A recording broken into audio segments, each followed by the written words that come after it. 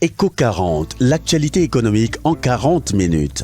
Analyse, décryptage, prospection et proposition. C'est toutes les semaines sur New World Economy. L'entrepreneuriat, machin, c'est beau. Mais il faut aider les jeunes à entreprendre. L'emballage, dans toute économie d'ailleurs, occupe une place de choix, une place prépondérante. Et l'économie togolaise n'en fait pas exception. Monsieur Amouzou, Oui. merci d'être passé.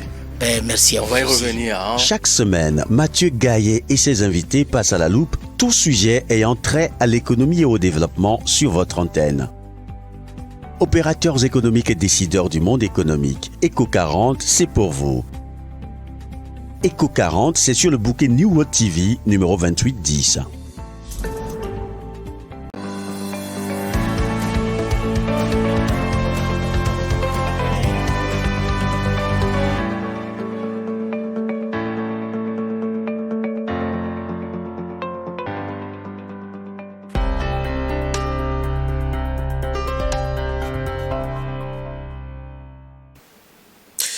Bonjour à tous et bienvenue dans Éco 40, votre magazine économique sur New World TV et sur la chaîne New World Economy où nous mettons en lumière les acteurs qui transforment l'économie togolaise et africaine. Aujourd'hui, nous partons donc à la découverte d'un cabinet qui s'impose progressivement comme partenaire stratégique des entreprises, des organisations et des institutions. Il s'agit bien sûr de SDK Conseil basé ici même à Lomé. Entre conseil, formation, études, accompagnement stratégique et développement des solutions innovantes, SDK Conseil se positionne comme un acteur clé du renforcement des capacités et de la performance organisationnelle.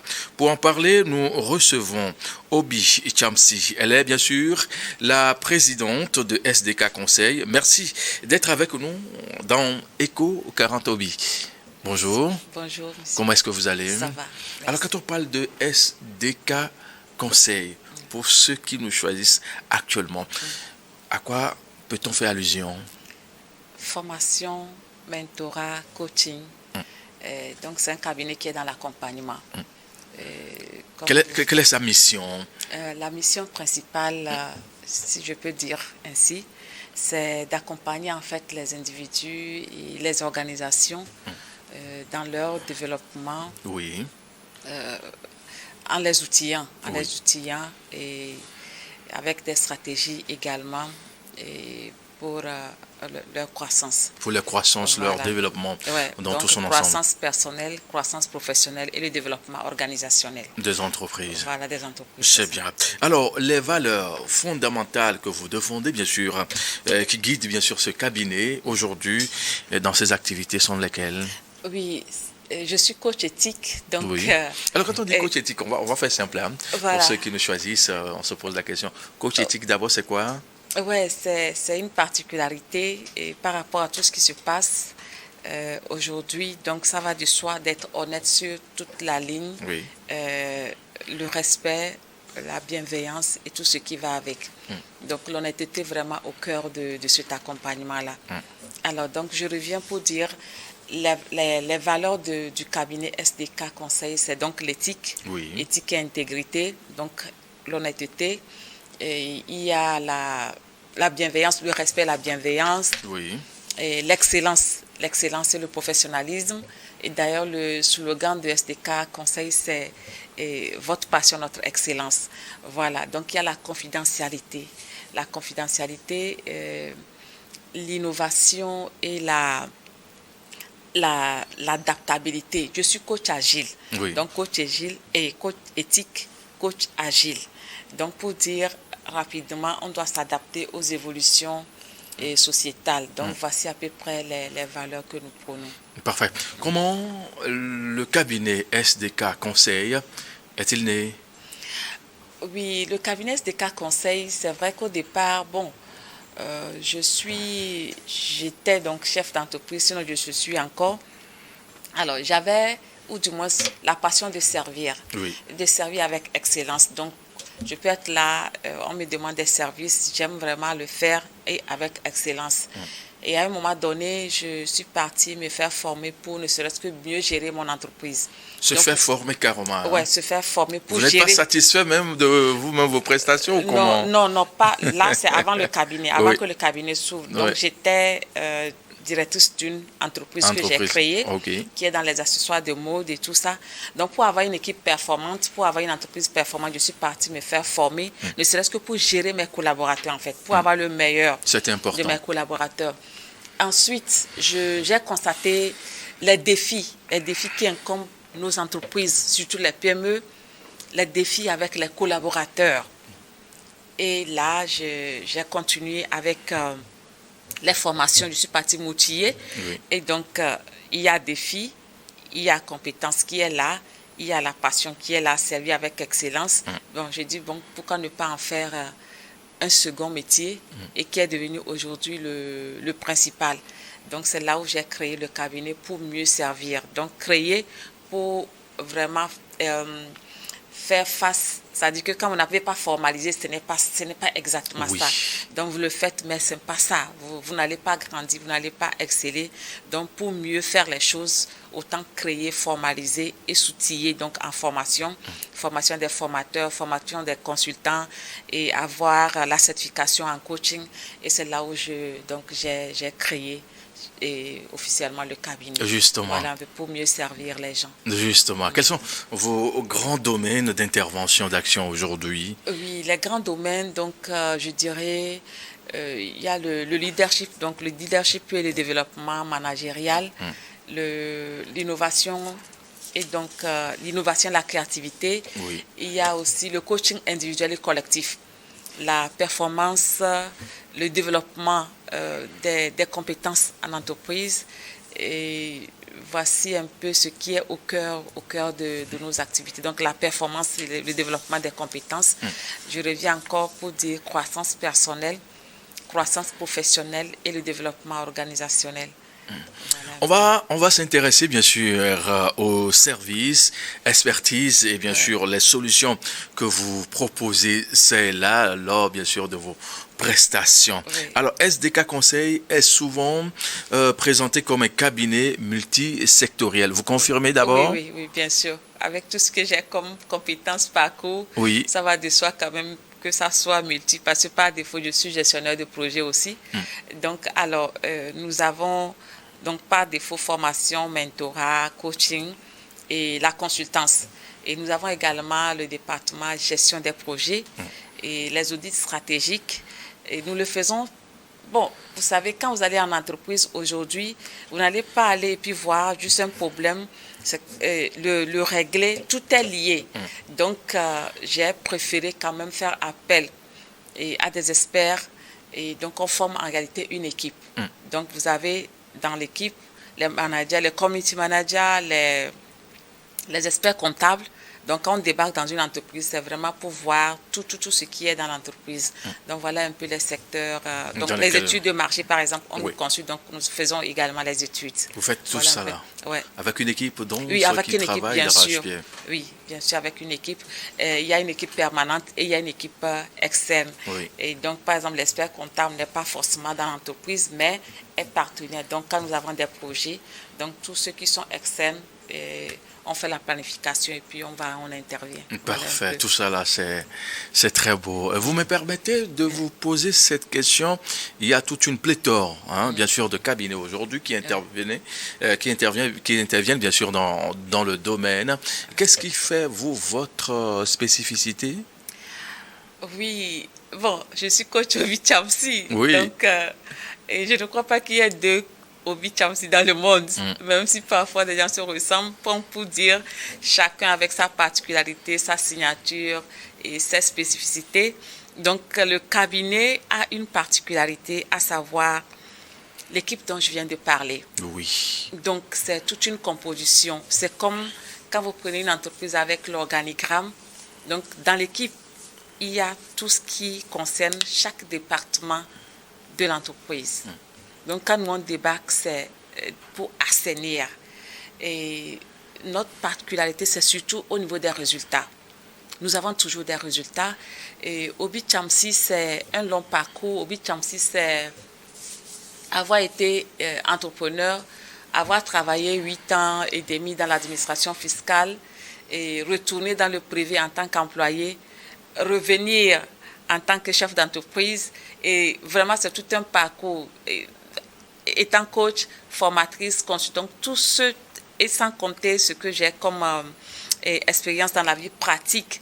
Donc, tout ce parcours-là, je le mets vraiment au service de nos clients. Donc, ce qui fait que quand les clients nous sollicitent, bon, rapidement, nous sommes agiles. Ça dit que nous sommes smart. Voilà, nous sommes smart et c'est ainsi qu'on arrive à les satisfaire et de bouche à oreille. Quand on traite un client, bon, c'est le client qui nous recommande au fur et à mesure. C'est comme ça qu'on Vous épuisez toutes ces énergies-là d'où Vous épuisez toutes ces énergies-là d'où Être au four et au moulin à la fois. Non, pas au four et au moulin. Et ce n'est pas vraiment au four et au moulin. Hein. Bon, peut-être c'est parce qu'on est habitué que je le dis. Oui. C'est la passion. Quand on aime les choses, il faut le faire bien. Il faut le faire avec excellence. Et puis après tout, je suis chef d'entreprise. J'ai des collaborateurs. Donc, je ne peux pas contrôler un comptable si moi-même je n'ai pas des petites notions en comptabilité. Je ne peux pas contrôler un graphiste si moi-même je n'ai pas des petites notions. Donc, un manager, vous devez avoir toutes ces notions-là pour pouvoir ne serait-ce que gérer ou diriger ce que vous avez à gérer. Donc, ce qui fait que, bon, on est obligé de l'apprendre et on finit par l'exercer. Et puis, bon, ça devient des habitudes. Donc là, on le fait avec joie. Vous intervenez depuis des années sur le terrain déjà. Vous faites des activités, là, vous accompagnez des structures, des personnes même en question. On va s'intéresser à quelques exemples de sociétés accompagnées, de structures accompagnées, je ne sais pas, ou bien des personnes accompagnées d'une façon, ou bien des projets d'une façon beaucoup plus précise et concrète. Oui, s'il faut peut-être parler des entrepreneurs que nous avons accompagnés, c'est-à-dire qu'on a fait accoucher leur structure de leurs idées. Et aujourd'hui, on a des entreprises fonctionnelles avec des collaborateurs, avec une belle structuration. On a par exemple, je dirais Good Time, je dirais iStudio, un cabinet d'architecture, je dirais Satin Complex, il y a toute une multitude, je dirais Pro Farmers, il y a toute une multitude. Maintenant, par rapport aux institutions, quand même, nous avons la chance d'avoir travaillé avec certains mécanismes d'État, à savoir PAEGSP. Et nous sommes consultants aussi à l'ANPGF qui nous sollicite pour des formations à l'endroit des entrepreneurs, à NASAP qui sont un peu dans avec qui nous avons fait des travaux. Donc, nous sommes aussi sur certains mécanismes d'État où nous accompagnons pour l'employabilité.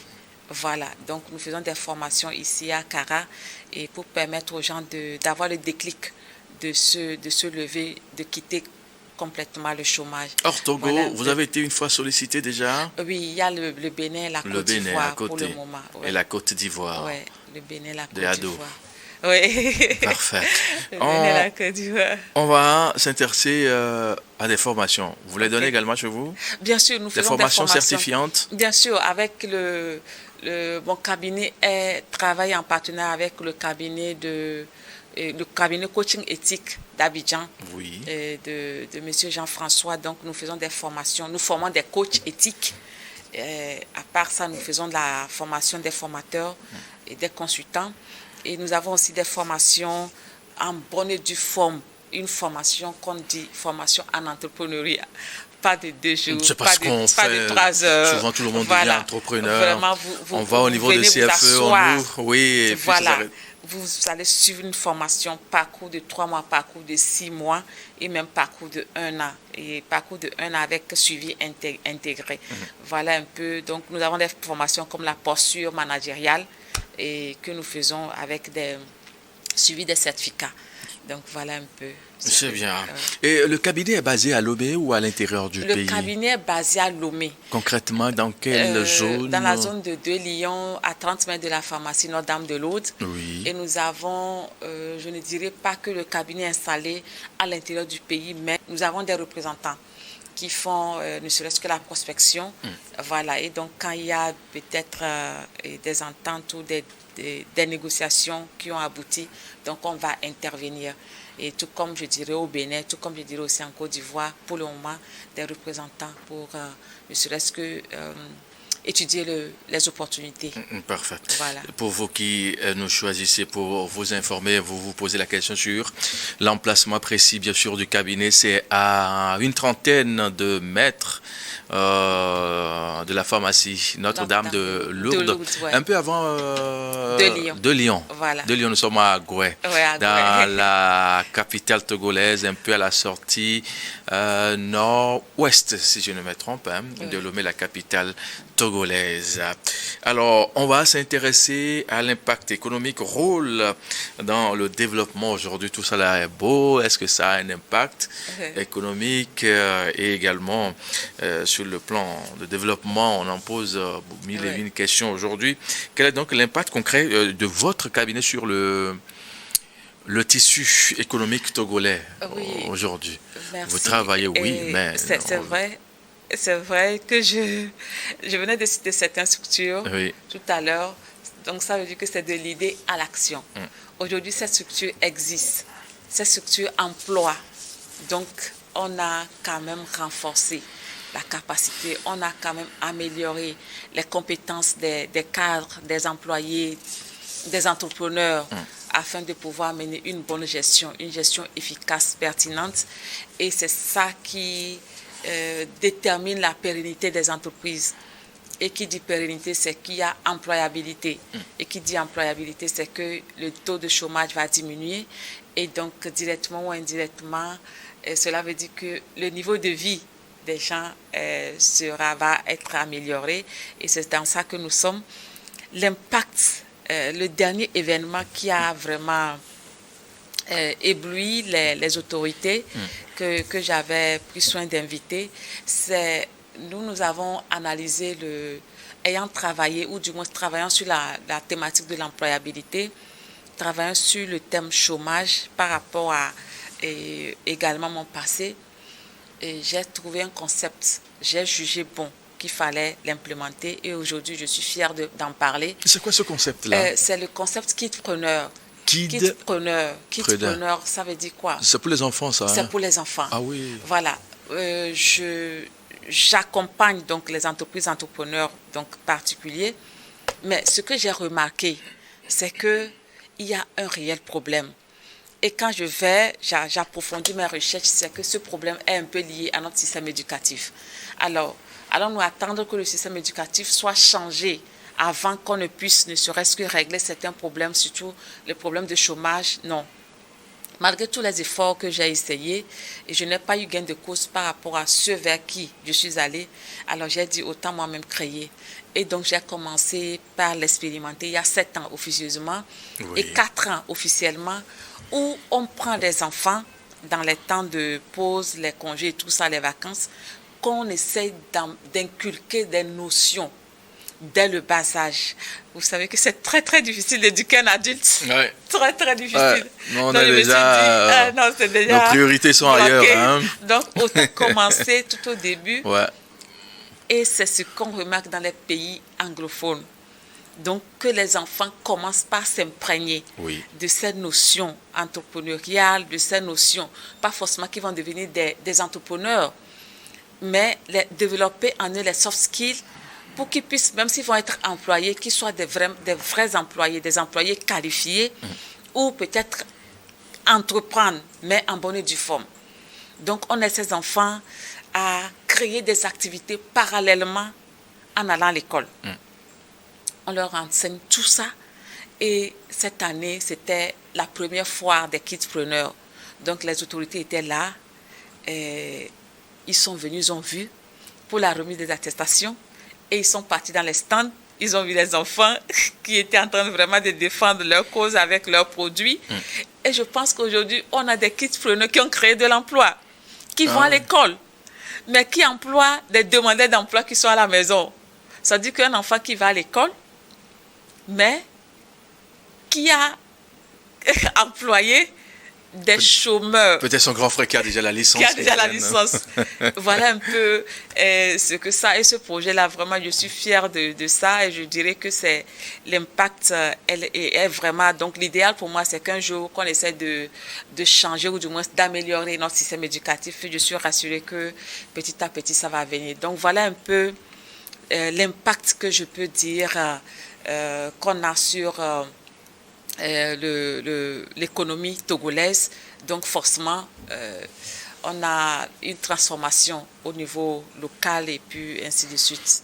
Dans votre explication tout à l'heure, là, vous avez fait mention de deux mots là, les autorités. Oui, elles étaient là. Oui, elles sont venues. Mais quand elles étaient là, elles ont vu tout ça là. Oui. Quelle a été leur réaction? Oui, mais dit, madame, vous étiez où? Mais madame, pourquoi vous ne venez pas? Même, approchez la dame de Faège là, madame Gbadamassi Vedor. Oui, j'ai misé. Madame Assi aussi, elle est là. Oui, voilà, elle était là. J'ai Ouais. misé carrément plus haut Ouais. parce que je veux vraiment des réponses radicales. Oui. Donc j'ai frappé fort et même l'année passée, j'avais pris soin d'inviter le président de la République et on avait été étonné que la présidence nous envoie un représentant. Ça veut dire que le projet les intéresse, ou du moins le concept oui. les intéresse. Il faut changer la mentalité dès le bas âge. Hein. Donc cette année, cette école où nous voilà. on a été, Ouais. il faut bûcher, et puis pour avoir après, le CEP, après le BPC, bac le 1, système bac 2, LMD aujourd'hui ne résout pas non plus le problème d'employabilité. Donc ouais. je me dis, il faut carrément repenser la chose. Et donc vraiment, les deux ministres de la jeunesse étaient là. La communication, ils ont envoyé des représentants, l'ANPE, ils ont envoyé des représentants. Et donc je me dis que on est sur la bonne voie. L'information est passée. Voilà. Ça, c'est sûr. Alors, aujourd'hui, SDK Conseil intervient dans plusieurs secteurs, que ce soit public, privé, les ONG, ainsi de suite. Et comment adaptez-vous vos solutions aux exigences selon les besoins de vos clients dans tout son ensemble? Oui. Je dirais que, bon, j'aime bien le mot adapter, puisque je suis coach agile, donc forcément, je dois m'adapter. Alors, on s'adapte. Est-ce qu'on a le choix? On n'a pas le choix. En fait, on part d'une compréhension fine des besoins et de nos clients et on essaie de partir comme partenaire stratégique. Partenaire stratégique, donc en proposant des alternatives, en proposant donc des solutions, des outils flexibles bien sûr. Quand je dis flexible, donc toujours en s'adaptant par rapport à l'entreprise et surtout en communiquant, une communication, je dirais, constante pour assurer la pertinence ou l'efficacité de l'accompagnement. Oui. Donc tout part de la compréhension, de l'analyse des besoins, de l'audit des besoins du client. Et donc, c'est après ça qu'on essaie de proposer des solutions par rapport à ce qu'on a détecté. Voilà, comme problème à l'interne. Aujourd'hui, en matière de développement, surtout au Togo, quels sont, selon vous, les défis majeurs auxquels les entreprises togolaises font face au jour le jour? On n'arrive pas à s'en passer. Oui. Et les entreprises togolaises, je vais m'accentuer peut-être sur les PME, oui. Parce que c'est des gens que je n'aime pas qu'on néglige, que je n'aime pas négliger. Oui. Même ceux qui sont dans le secteur informel, c'est des personnes que je n'aime pas qu'on néglige parce que c'est en fait eux qui font l'économie du pays, la base là, et que je préfère qu'on prenne soin d'eux. Donc, les problèmes par défaut, nous savons qu'il y a forcément le problème d'accès au financement que nous savons par rapport à tout ce qui est comme garantie qu'on demande. Évidemment, on demande parce qu'il y a un problème, c'est pour ça qu'on demande pour garantir. Nous avons le problème de la technologie aujourd'hui. Les PME n'arrivent pas à s'adapter. Regardez un peu ce qui se passe avec la vente en ligne. Normalement, la vente en ligne, ça devait aider énormément. Et dans d'autres pays, ça passe. Dans les pays plus développés, ça passe. Mais ici, on souffre encore. Et ce n'est pas automatique. Il y a toute une liste. mais je vais m'accentuer sur le problème de l'emploi. Quand je dis problème de l'emploi, aujourd'hui, moi, je dis le plus grand problème des PME, c'est le problème de ressources humaines. Ok. Je y viens en première position. Le problème de financement, moi, Obi, je le classe en deuxième position. Le problème des ressources humaines. On a tellement mal communiqué sur l'entrepreneuriat. Aujourd'hui, personne ne veut travailler pour l'autre. Aujourd'hui, les PME sont dans une stagnation pas possible. Ils sont dans le statu quo. Ils n'avancent pas parce qu'il n'y a pas de collaborateurs. Les gens pensent que tout le monde, c'est ce qu'on a communiqué. Donc, tout le monde peut entreprendre et tout le monde doit entreprendre. Au finish, personne ne veut servir Qui l'autre. veut travailler pour l'autre? Personne ne veut travailler pour l'autre. C'est le plus grand problème que nous avons. Par expérience en tant que chef d'entreprise, Oui. mais aussi par rapport à tous ceux qui t'accompagnent. Vous allez voir, les gens souffrent. Les PME sont permanemment dans le turnover. Ils recrutent, ils forment, les gens partent, ils recrutent. Ils sont permanemment dans le recrutement et dans la formation. Oui. Et du coup, ils n'arrivent pas à avancer. Ils n'arrivent pas vraiment et rentrer dans leur vision, concrétiser ce qu'ils ont comme objectif, parce que le personnel part, donc on repart, case de départ. Et donc, je profite d'ailleurs de votre antenne pour interpeller encore et après analyser. Je pense que le problème d'éducation doit refaire surface. C'est le problème d'éducation. Il faut rééduquer les gens. Il faut savoir maintenant communiquer. Il faut communiquer davantage par rapport à l'entrepreneuriat. Et moi, je prône l'intrapreneuriat. Ça veut dire quoi? Vous êtes ici. Je ne sais pas s'il y a peut-être 15 ans, il y avait cette émission. Je ne sais pas. Ouais. Mais vous êtes ici, peut-être vous apportez quelque chose de nouveau. Vous apportez, vous faites des propositions. C'est ça l'intrapreneuriat. On peut travailler dans une entreprise et innover, apporter des solutions, l'intrapreneuriat. Donc je pense qu'on n'a pas assez parlé de ça. Donc quand quelqu'un vient, il fait 3 mois, il a l'argent de 3 mois, donc il entreprend pensant que m'a dit, vous n'avez plus besoin de travailler pour partir le matin et rentrer le soir avec 100 000, tu peux entreprendre. Il court, il part, il entreprend. Il se lance. En réalité, ce sont des activités génératrices de revenus. De revenus. Donc là encore, si au moins il va faire ce qu'il aime, il va et puis il va peut-être vendre la chemise de monsieur parce qu'il a vu que les gens achètent ça. Donc il achète et puis il commence par vendre. Sans savoir si vous avez réfléchi assez pour sortir cette chemise. Il fait le suivisme. Ouais. 3 mois après, il retombe dans la même situation de chômage parce que les gens n'en achètent pas. Et vous avez réfléchi peut-être pendant 1 an avant de sortir la chemise. Mais lui, il voit 2 mois ou 1 mois et puis il achète, il met sur le marché. Sans stratégie, sans vision. Le suivisme. Le suivisme. Donc on n'achète pas. Il va créer, ça ne marche pas. C'est les étrangers qui prennent notre place. Les étrangers sont là, on n'arrive pas à vendre. Ok, le chômage, on doit nous trouver du travail. Il retourne à la case de départ. Il recherche encore de nouveau le boulot. Alors, face à tout ça là, oui. Comment arrivez-vous à porter une plus-value, à contribuer, c'est pour ça à que rectifier le tir dans tout son ensemble? J'essaye. Bon, je pense que je profite encore de votre antenne pour... Merci vraiment déjà pour l'invitation. Oui. Je profite pour interpeller, ne serait-ce que les autorités qui verront l'émission savent qu'il y a beaucoup, c'est suivi, hein? Il y a beaucoup que moi un peu partout. Moi j'ai écrit. Je n'ai pas cessé d'écrire aux autorités qui sont dans l'éducation, aux autorités qui sont dans l'employabilité par rapport à ce que nous apportons comme solution. Ne serait-ce que le concept kidpreneur. Ça c'est un. Le concept étudiant, nous avons proposé aussi comment permettre, c'est absurde qu'on nous dise aujourd'hui que les gens aient leur licence. Le système LMD, on nous a dit peut-être il y a 25 ans que c'est la meilleure formule pour l'employabilité. Oui. C'est-à-dire que quand on suit le système LMD, juste après la fin, on ne va pas être qu'à la maison. Oui. Mais quand vous demandez aujourd'hui, ne serait-ce que le niveau bac pour un poste, c'est master. Vous allez voir master, licence master. Donc nous avons fait des propositions aux écoles d'aller et nous offrons 1 heure de temps pour coacher surtout ceux qui sont en fin de cycle, pour coacher les gens. Et c'est ce que nous pouvons faire.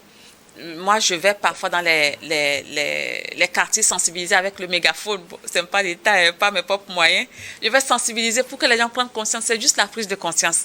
Et nous, notre rôle, c'est d'éveiller, c'est de rappeler certaines choses. Donc, c'est ce que nous pouvons faire pour le moment. Donc, voilà un peu ce que... Merci bien. Obi, Ouais.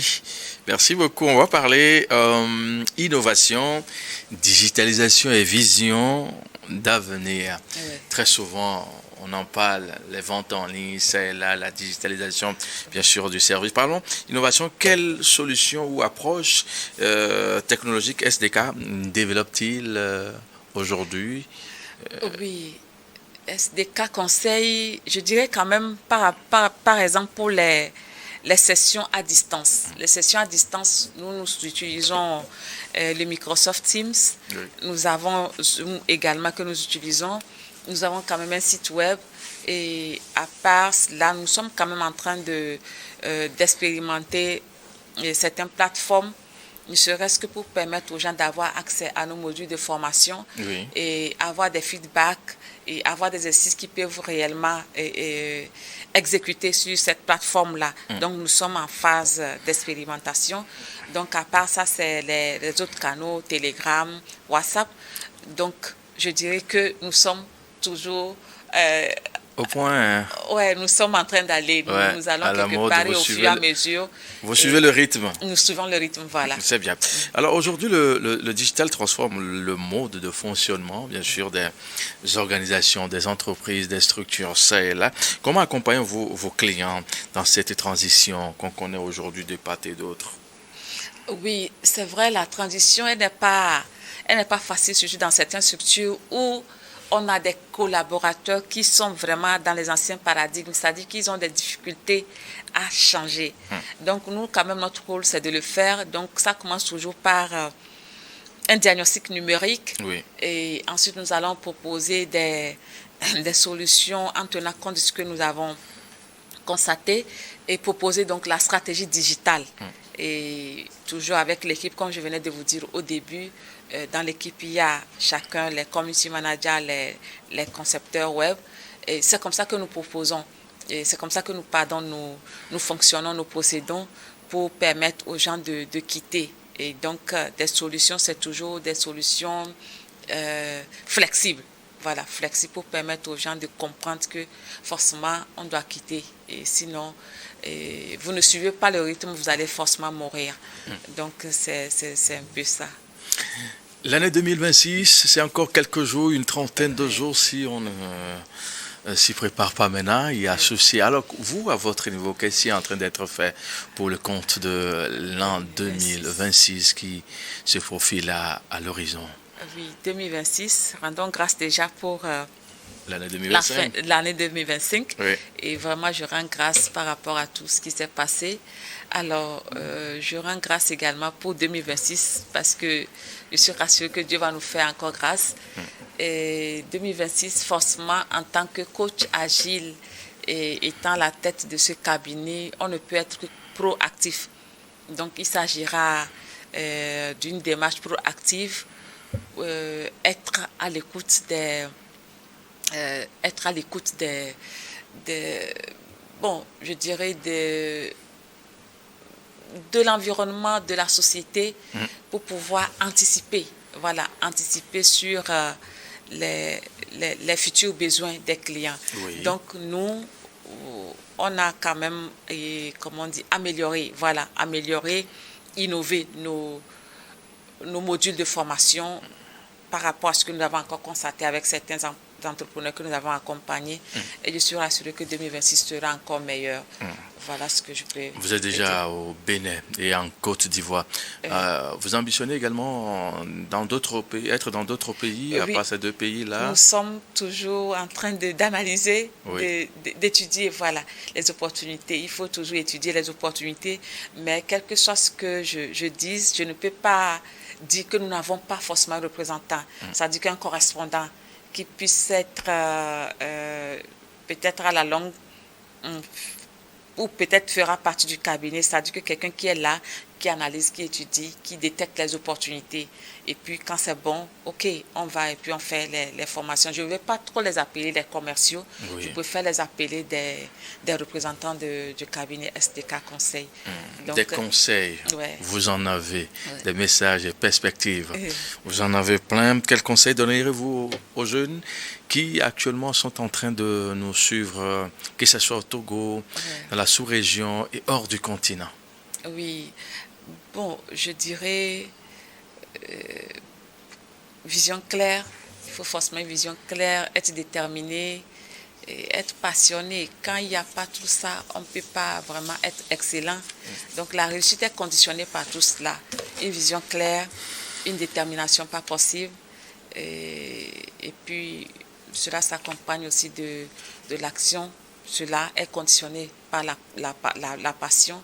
Oui. Et je suis rassurée qu'avec ça, on aura des succès. Donc c'est d'être résilient. Et quand on donne des conseils, ok, c'est bon. Quand on n'est pas résilient, à chaque épreuve, on abandonne. Alors que l'épreuve est censée nous enseigner. L'épreuve est censée révéler peut-être un talent que nous avons caché. L'épreuve est censée parfois nous dire que voici ce qu'il faut ajuster, voici ce qu'il faut reprendre comme formation. Donc la résilience aussi, je leur souhaite ça. Et voilà ce que je peux dire par rapport au conseil. Obi Tchamsi, vous êtes bien sûr la présidente de SDK Conseil. Oui.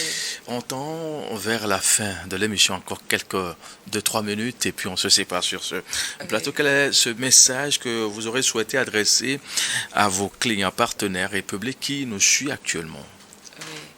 D'abord, je dirais merci à vos partenaires. Donc, vous êtes déjà un partenaire, ne serait-ce que pour l'invitation. Là, c'est énorme. Je dirais merci en commençant par vous. Et à tous les clients et partenaires, je dirais vraiment merci. Merci pour la confiance placée en ce cabinet qui fait son chemin, qui fait également des exploits. Et parfois, on n'attendait pas qu'on vous apprécie. Moi-même, et qu'on vous félicite, moi-même, je sais vraiment les efforts que les collaborateurs et tout ça ont fait. Donc, je dirais merci pour la confiance. Et je suis rassurée que nous allons encore faire des exploits dans les années à venir. Et je reste confiante, je reste ouverte. Merci. C'est bien. Obi Tchamsi, présidente de SDK Conseil. Tout à l'heure, quelqu'un me laisse un message. Oui. SDK, ça signifie quoi? J'avais peur qu'on me pose cette question. Je n'aime pas souvent qu'on me pose la question. Parce que je souhaite que ça devienne un mystère. Parce que je vais bon, garde ça mystère. Les gens vont passer à votre niveau. Merci d'être passé, Obi Tchamsi. Ok, merci beaucoup. Vraiment, merci. Merci et merci pour l'invitation, encore une fois. Merci beaucoup pour cet échange riche et inspirant. SDK Conseil apparaît clairement comme un acteur engagé dans l'amélioration ou carrément de la performance de la compétitivité au Togo. Merci beaucoup à vous, chers téléspectateurs un peu partout et à Gomeglozou. Nous sommes au sud-ouest du Togo. Vous avez été très très nombreux à nous suivre. Très bonne suite de nos programmes à vous tous et à très vite.